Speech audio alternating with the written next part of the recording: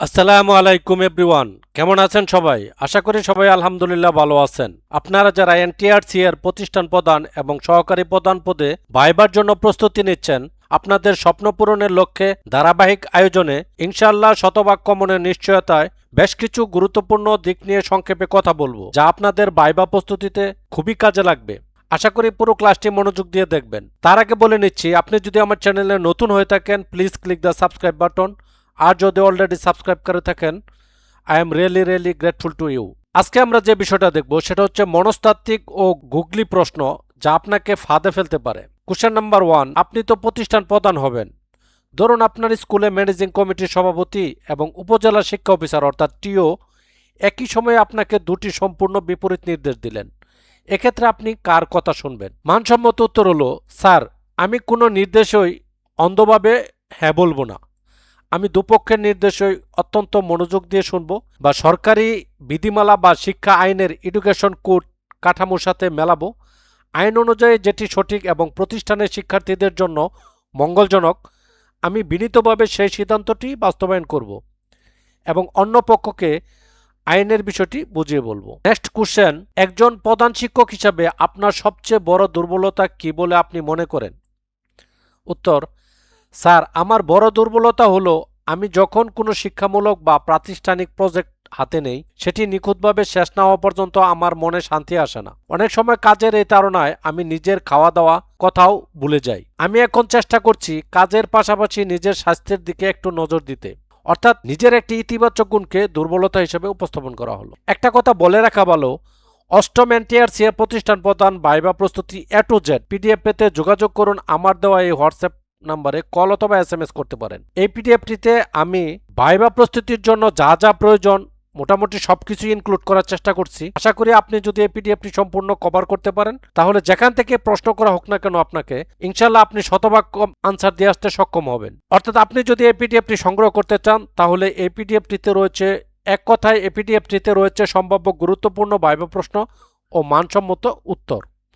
তাই পিডিএফটিতে সংগ্রহ করতে যোগাযোগ করুন আমার দেওয়া এই হোয়াটসঅ্যাপ নম্বরে কল অথবা এসএমএস করতে পারেন। Next question, what is your definition of a smart teacher in this digital era? A smart teacher is not just someone who uses technology, but someone who is adaptable, empathetic, and uses innovative method like multimedia or storytelling to make complex topics simple and enjoyable for students. অর্থাৎ একজন smart শিক্ষক শুধু প্রযুক্তি ব্যবহারকারী নন, বরং তিনি এমন একজন যিনি পরিবর্তনশীল, সহানুভূতিশীল এবং জটিল বিষয়গুলোকে শিক্ষার্থীদের কাজে সহজ ও আনন্দদায়ক করতে মাল্টিমিডিয়া বা গল্প বলার মতো উদ্বোধনী পদ্ধতি ব্যবহার করেন। Next question, if a student ask a question you don't know the answer to, what will you do? অর্থাৎ যদি কোনো শিক্ষার্থী এমন প্রশ্ন করে যার উত্তর আপনার জানা নেই, তবে এক্ষেত্রে আপনি কি করবেন? I will not give a wrong answer to save my